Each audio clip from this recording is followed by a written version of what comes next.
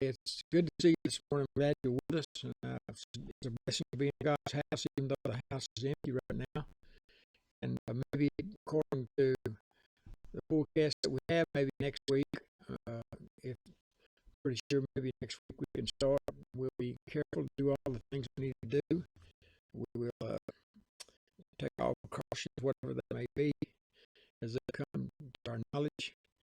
We're looking forward to that time when we'll be able to be together again in the house of God and enjoy our fellowship one with another. I know that some people don't like masks or whatever, but if you come and you, especially the older ones, I guess the younger ones need a mask to protect the older ones. Whatever it takes is what we want to do, and we can get by for a time just about anything. We've gotten by without being around each other up to this point. So please be tolerant with us, whatever we have to do, and we're going to have different ones that's going to kind of look after that, so we don't have to worry about taking risk somebody that's older and all of that, which not long ago we were talking to the Grahams, and we were talking about protecting the elderly, and as we talk, we begin to think about we are the elderly, so we need to take care of each other, look out for each other, and don't be selfish about our own desires above those that we help other people. I want to talk this morning about encouragement. No matter what happens, up and down, winning or losing, people need encouragement. They need to be encouraged that they can do whatever is set before them. They need to realize that we need to realize that encouragement is contagious. It actually helps people, and it will encourage them to go on. So I want you to turn with me, if you would, in 2 Timothy, 2 Thessalonians, We've been in 1 Thessalonians last week. This week we're in 2 Thessalonians. And I want you to look at verses 1 through 4. And the Bible said, Paul and Silvanus and Timotheus unto the church of the Thessalonians, and God our Father and the Lord Jesus Christ, grace unto you and peace from God our Father and the Lord Jesus Christ. We are bound to thank God always for you, brethren, as it is meet, or should be, because your faith groweth exceedingly, and the charity of every one of you altogether, all toward each other, aboundeth, so that we ourselves glory in you in the churches of God, for your patience and faith and all your persecutions and tribulations. So these people were going through a lot of things that in a different perspective was in their day is in our day. Our day, it is more or less a mind thing with everything that's going on in society today, with all the different kinds of technologies and everything we have. The world still is the same world. It still hates God and don't want to hear what we have to say. So with that being said, Paul has started this church. This is a young church, probably small. Our church is small, not young, but it is a small church. It is a church that recognizes through these days. I hope you recognize the fact of how important our fellowship with is with one another, and that we have so many times neglected to see the fact that in a lot of instances we may not experience another day or another week or whatever we have down here. So we want to take advantage of every opportunity that we have. Don't be negligent to thank God for the people that are around you. Paul says this here. He's talking to him and Timothy and Silvanus, and he's saying to them as he's checking up on them. He not only is encouraging them, but he also there's a correction matter here. He's talking about things that will come their way and they will have to deal with. And as we all do, the different things we have to deal with are so different because they're peculiar to each individual. The Bible says, "Let Satan wait in the sinners so easily besets you, and run the patience and race that God has set before you." So we're to finish our race, we're to finish our course, we're to do what God leads us to do. And we're always going to have trouble with that besetting sin and things in our lives that should be there. The devil's going to corrupt your mind. He's going to try to corrupt your mind. He's going to, in our services, he's going to try to disrupt or whatever. I think the biggest thing we have about coming back next week, the biggest thing that sticks out is fear. We're fearful that somebody may. Now, the county in Texas that has the most cases and all this is Bell County. That's where we're at, Bell County. So we have to continue to look toward Him and not towards it. We have people in our church that it doesn't bother them at all, seemingly, and then other people are scared to death of it. Well, I'm in between. I'm not scared to death of it, but I am concerned about if one of us younger ones or younger people in the church wants to carry something to an older person and cause them to be sick, much less death. So we know that God, when He gets through with us, will take us home. Until then, we're going to be here. We're going to go through whatever tribulation. So encouragement is a wonderful thing.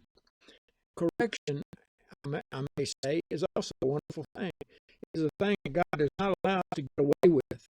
We can't get away with a bad attitude. We can't get away with it. I know a lady in our church said the other day, and I was talking about her circumstances, things she'd gone through. And she said, Brother Billy, it's all attitude. It is attitude. She said, when I was so sick, my faith was in Jesus Christ. It was my attitude. The doctor said I had one of the best attitudes of anybody he doctored. So the key is that we need to realize how important our attitude is about this. Know this for certainty, okay? Know this for certain. Mark this down somewhere. God, in your sanctification process, God is busy. He's not asleep. He's not doing anything. In each one of our lives, God is doing something to help sanctify, move you from point A to point C, going through point B. He's going to stay with you. He's going to continue to deal in your life. He's going to continue to do things. A lot of times we miss opportunity in the things that we do because we don't realize that God is working in the sanctification process. I said this earlier, you might be tired of hearing this, but it's such a mark of my life that I was able to witness to a young man I've never met in a million years, except I was in the ambulance riding from Brownwood, Round Rock, and I got to talk to this young man. His wife and himself were so concerned about church and what they were doing and how there was seemingly nothing happening in their lives and so on and so forth. So the key is this: what all of that in my life worth his life if his life becomes eternal life? Well, we know that's true. But I wouldn't have done it on my own. I wouldn't have done it on my own. Most of us would not encounter something like that if we knew that's what He's doing. But God is in the business of sanctifying, moving you from point A to point B to point C, and He's going to continue to do that. He's not. He knows the end from the beginning. He knows who will, who won't, and all of that. So we need to do that. Then He says in these verses, He said it was me. In other words, it was necessary to Him to encourage these people, to help these people, because they were going through tribulation. They were going through hard times, difficult times. And He was saying to them, listen, it's worth it all. And the underlying picture here is that Jesus Christ is coming back. So how long? A guy asked me just a while ago on the way to church. He called me, and he asked me, and I said, I get discouraged about things like picking up my arm or waving my arm, my left arm, whatever. But if I realize that I've got to do it myself, I can do it. The key is it's just not normal to do that because we've always been accustomed to just waving our hand, doing whatever we want to. And that's still possible with the right side. I'm thankful for that. But he was saying it's right and it's good and it's just that I could tell these people or encourage this young church. Encouragement is always needed. I don't care if the members of the church, every once in a while I've corrected some members of the church because they made a statement concerning another member of the church. And I said to them, listen, that person is as much a member of this church as you are. And so you have to realize that I'm their pastor just like I'm your pastor. So until you get that nailed down, you can't go much further. There's no place to go. You're just sitting by yourself out there. And because of that, you're not being used to God the way you would. And God may bring something into your life that causes you to realize that truth in a real way. Okay? So he talks about their faith. He says in these verses, I think God always for you, brethren, as it may because of your faith, growth exceedingly. The key to this sanctification we're talking about is growing in a consistent manner, growing continually through whatever comes our way. In the good times, we can do that very good, but in the bad times, can we do the same thing as well? So what he's saying to us is, I'm never going to quit on you, and he's concerned about their faith. The faith is to trust him and to take him at his word. How many times do you hear in the New Testament the Apostle Paul says to them, I want you to follow me as I follow him, okay? I want you to follow me as I follow this book. If I'm wanting some other name brand book that's called the Sale of the Bible, then that's a different story. If you don't agree with that, that's a different story. It doesn't mean it's wrong. It does not mean it's wrong. I know that a lot of preachers on the TV are really exalting Jesus Christ. I don't have trouble with that. Amen. That's true. I agree with the doctrinal teachings, and some of those doctrinal teachings are straight out of hell. But what I am saying is that these people, we need to realize that we're not the only one on this earth. It's not everybody's not got to go by our rules. They need to go by the rules of this Bible. And I think it was John who said, "What about Peter?" He was talking about Peter. What about him? What are we going to do about him? And Jesus said, "What's that got to do with you? I don't have to go around bad mouthing this one, that one, the other. And all I got to do is live what Jesus tells me to live." Faith is to trust God, take God at His word, to work together in unity. Our church was established on the fact that we can do nothing without each other. That's just always what it was. When I first came here, there's some things that I brought here. Brother Bob Van Dyke was my pastor at the time. I came here, I brought some strange things. The only thing was the Bible. It was the Word of God. It was strange to a lot of people. A lot of the ways the church to be run, everything was strange to them. And they didn't like it. That's okay. And there'll be people that don't like what I'm saying today. That's all right. That's okay. The only thing is, remember this, if I'm right and you're wrong, one day I'll spend eternity in heaven and you won't. That's the only key. It's your decisions to make. And so your faith is to trust God at every turn in your life. Okay? He's going to move you as a Christian. He's going to move you and people are looking at you and watching you and seeing what you do and how you respond. But if we don't work together, we get nothing done.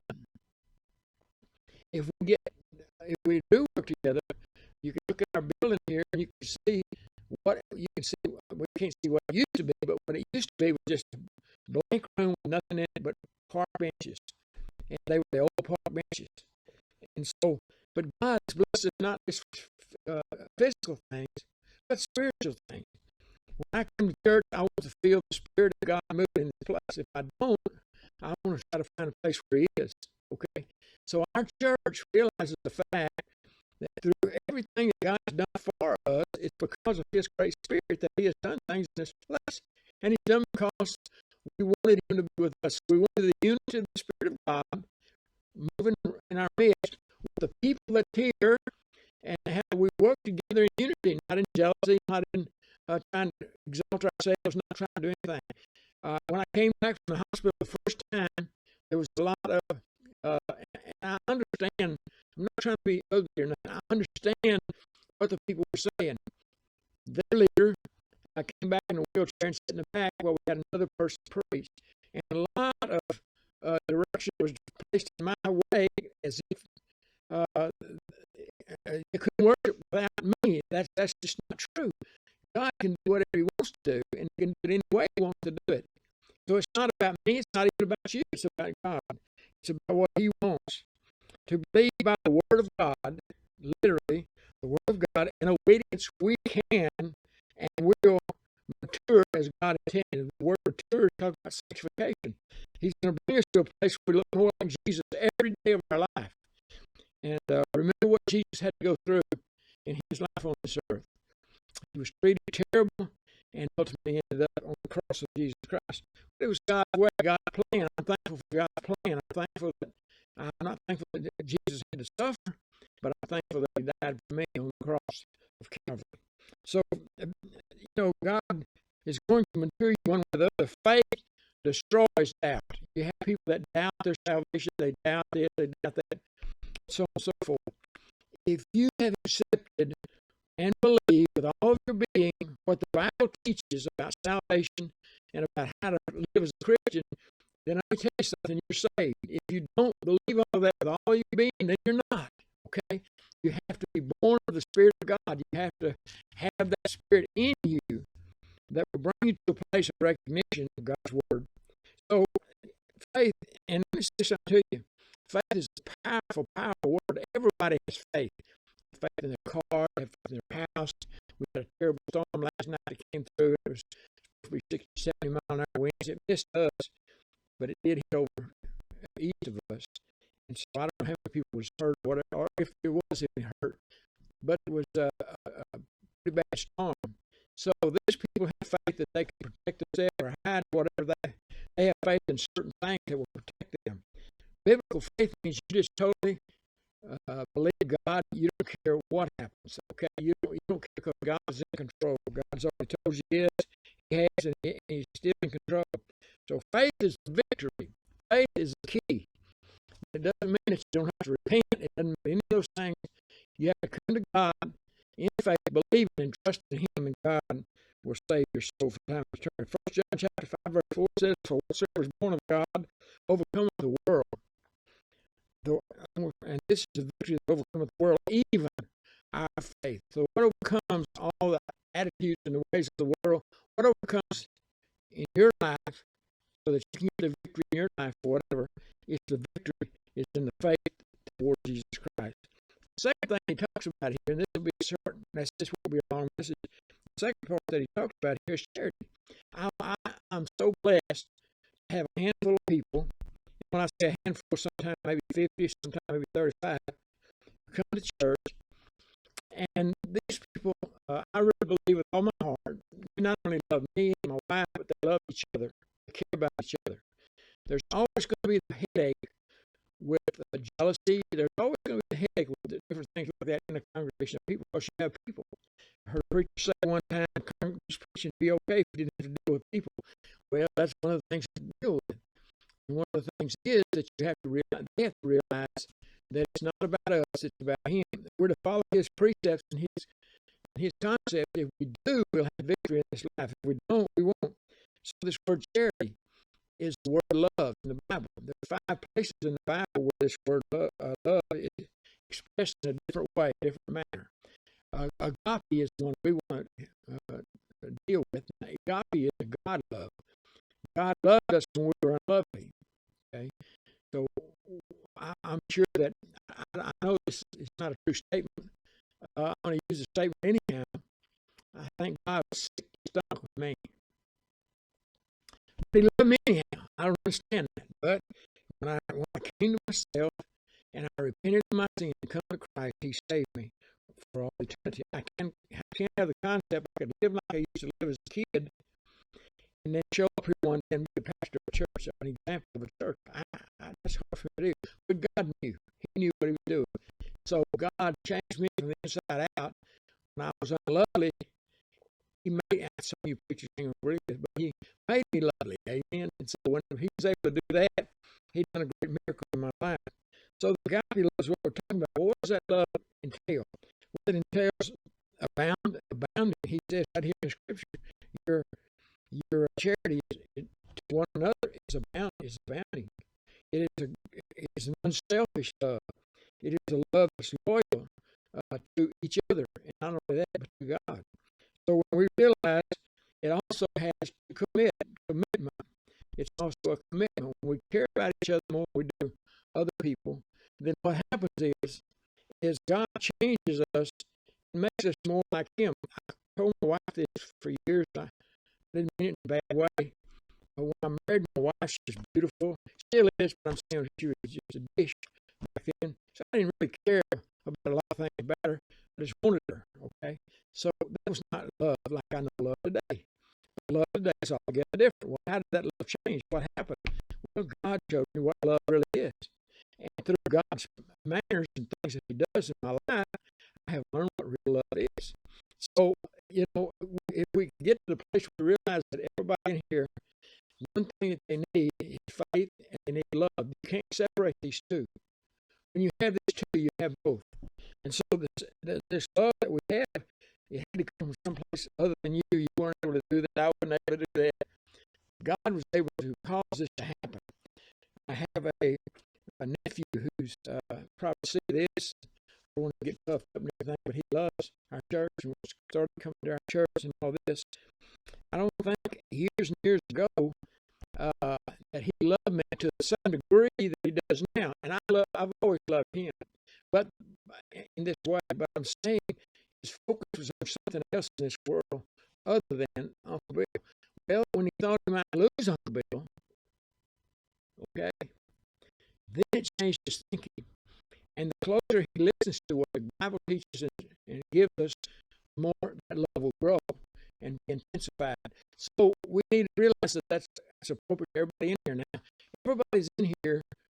My love to them, their love to me will be altogether different. It won't be the same. And it'll be a precious love that God is able to give us, and it will encourage you. And that's what Paul's saying here. Well, this is encouraging. It's encouraging to see you people and how you respond to things.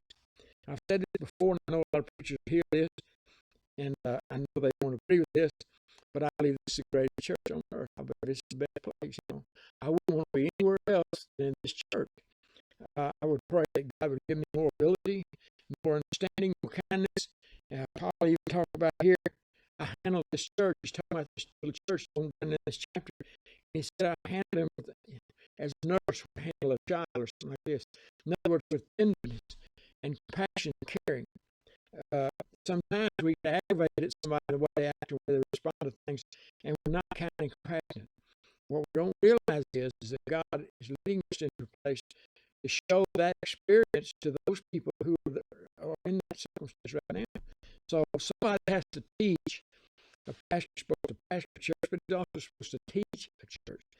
I've heard some preachers that were powerful teachers and could illustrate stuff, and I can see it myself because I seem to don't have the ability. I can teach the truths as reading out of the scripture. As far as having the feeling some of them have, I don't know if I have it or not. But then we have our love is seen in our actions and what we do with each other. Now, we said this earlier, we'll have a difficult time when we come back to the church the first time. Maybe next Sunday we'll come back keeping your hands off of people. In other words, just wave at somebody, but stay away from them, okay? Now, family, a group of Stevens, his family, they can sit together. If they want to hug, smooth on each other, it's okay. Not in church because it's distracting. But other people in here that have been apart from each other, hemmed up, closed up, whatever, they can do that. We're going to try our best to see if that happens. So, and first, the best illustration that we have of the love of God is in 1 Corinthians chapter 13. Love is long-suffering. I did say to somebody, and it's happened over and over again in a lot of churches today, that people get odds with one another. And somebody wants to badmouth the preacher or whatever. Something comes up and it happens. So what is this real love? What is it? It's long-suffering. You have to deal with it for a long time. My wife is quicker to jump on the subject than I am. And she'll say, why don't you do this? I said, because I'm the pastor, you're not. Okay. So the key is that we have to realize that the love that he's talking about is long-suffering. It's kind. It's kind.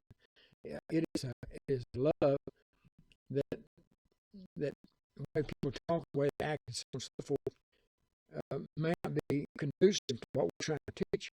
We need to realize that where they are as an individual, and we need to be kind to them and help them. Not envious. I don't know, Brother Rolf used to say this, I don't want your stuff, I got stuff of my own. Okay, God's given me plenty of stuff of my own, I don't want your stuff.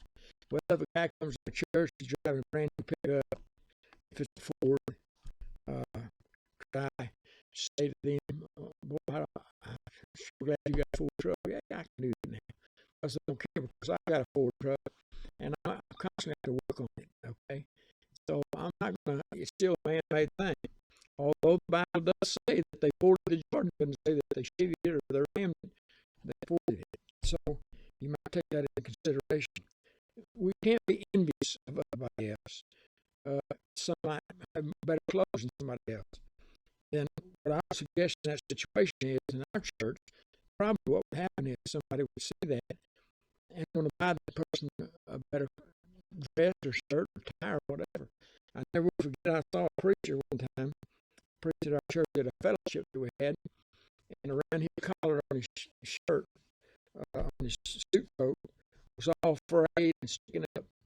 And I thought to myself, if he's a pastor of a church and that church allows him to get in the pulpit, and somebody don't see that, and somebody don't help that man, and I know that they might not have all the money that they need, somebody ought to do something.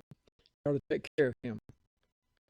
So, this thing of being not envious, not promoting itself. Sometimes you have preachers that can preach good, but they promote themselves too much. I've done it myself too many times, and I'm sorry for that. No bad behavior, hollering at somebody or treating somebody bad. Don't seek his own. Don't seek my own. It's not about me. The church is not about me. Now I'm pretty strenuous about how the church is treated and how the building, equipment, and grounds and all is treated. It's not because of me. I don't have any title to nothing. But the key is that it's God's land, God's place, God's church. And we need to seek that instead of everything else. Not easily provoked. To me, that's probably one of the hardest things. Somebody might say something and you don't agree with it, or they don't agree with you, and that's okay. And I said this a week or so ago, and I was kidding when I said this about it. A man asked me about something that he didn't agree with. I said, that's okay. That's okay. It's okay. The key is that it's meant in a way that it's not to provoke anyone. I'm not trying to provoke anyone. The key is that the illustration was about the society outside and how it's changing, how it's continuously changing. In the church house, we're having to continuously change also. It's because the outside is moving to the church, and the church is moving in the same direction, but just slower. It's not the original church. The original church was a powerful entity, and thousands were saved as a result of that. And I preached a message on what was the difference in them that day. They didn't have all this equipment. They didn't have nothing that we have today. So what was so different about that church as compared to this church? The key was that those people had a sincere desire, and they all had the same hope. In other words, they were all together in one place at the same time. And when that's true, then God does great things. I believe today, the reason I'm here and the reason this church is here today is because, I don't mean physical existence. You could still have still be the same church with another pastor or whatever. I believe the reason for it is the unity of the church. We used to have a man in our church. Some of you will know him. I call his name. His name was good night. His name was Brother Lonnie Brooks.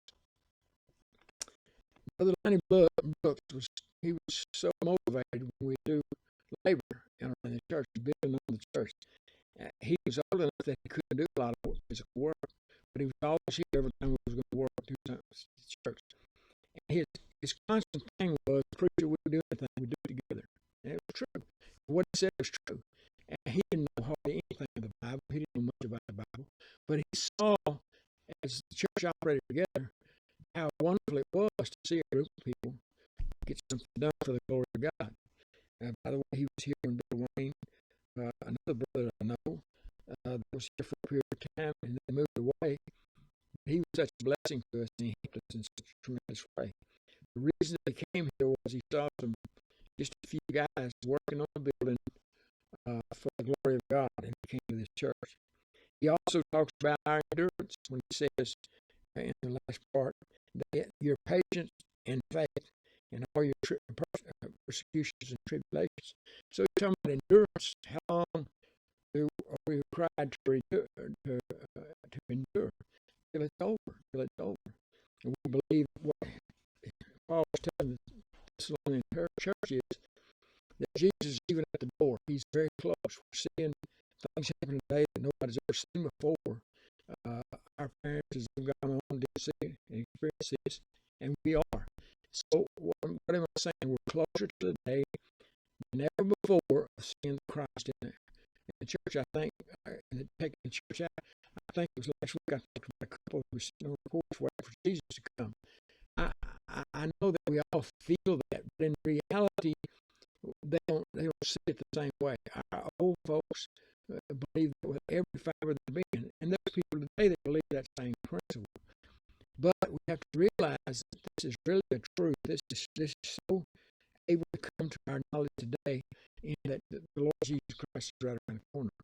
So what am I trying to say in this message this morning? I'm trying to say that the sanctification of God's people is so necessary and so important that Paul wrote this to this church, and he thanked them for their efforts in what they were doing. I want to say with him, parallel with him, I want to say I'm thankful for this church. We have two letters. Thank you, folks, over the church that came today.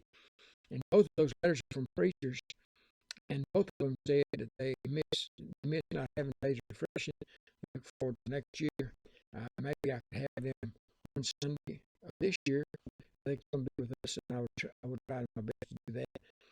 But those guys made me realize again how that this little church has been a blessing to a lot of guys like that who are out on the field going from place to place preaching the gospel of Jesus Christ. So as long as we can do that, then the accomplishment of what I believe God put in my heart years and years ago was that we are encouraged to help those people that are on the field that don't see a lot of churches that are really hot for God. And maybe they do see some churches that are hot for God. I hope that's true. But they need to be encouraged because they get down in the mouth and they get discouraged about everything. And so for us to be able to have them hear and then hear good preaching and have the fellowship with all the people that come to days of refreshing is such a joy. And I believe that's a ministry that God has given the church. And as long as we're alive and as long as this church body is here, the Lord willing, will continue to do that. So I'm thankful this morning for Victory Baptist Church. I'm thankful for you that hear me this morning. I'm thankful that you heard me. If you heard me once, I'm glad that you take the time to listen to me again. I don't know why, but I'm glad. And I'm thankful for all the things that God has done in this place.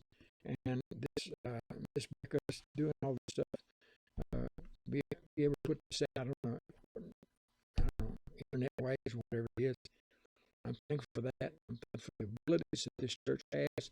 I'm thankful for the several abilities that our church has that others don't have. They may be jealous of it. They may try to do it. But there are certain things that each one of us can do.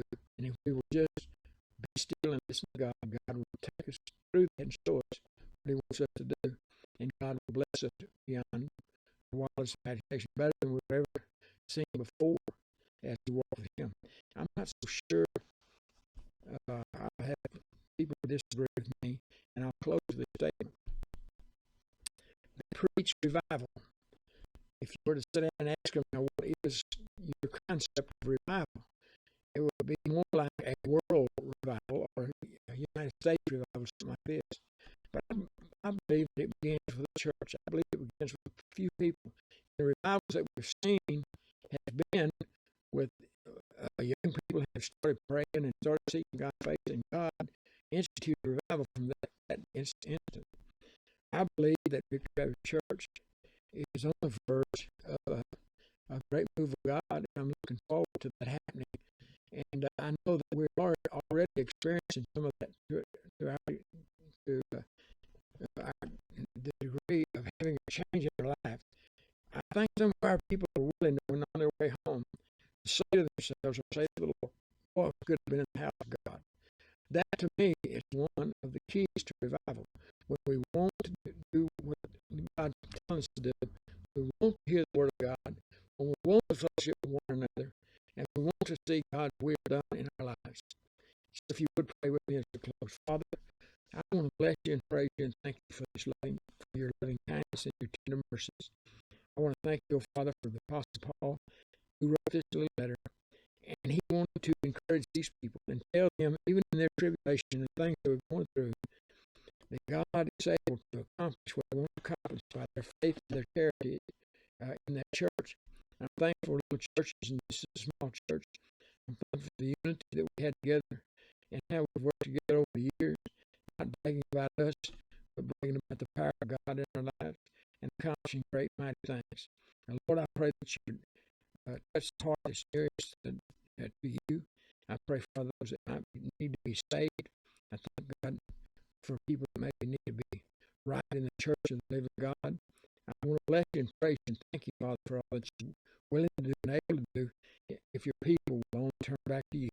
Father, help us to realize in this dark hour in our country, and we're seeing a little light, that we would realize that the Bible says, if my people which are called by name shall humble themselves. At Sodom and Gomorrah, it was just a handful of people, and he said he was prayed for that. And then the apostle, then Abraham quit praying for more. Lord, I pray that you help us, help this great country. Father, would you help our president? And would you help him in all the decision making? And Americans to come back together, help them to realize that it was God that got us through this and not we ourselves. And Lord, we'll bless you and praise you. Thank you for all that you do. For we ask it in Jesus' name and for his sake. Amen. Amen. Thank you very much. Appreciate you listening to us. I pray that you pray for us and help us to be a blessing to you and you be a blessing to us. Amen.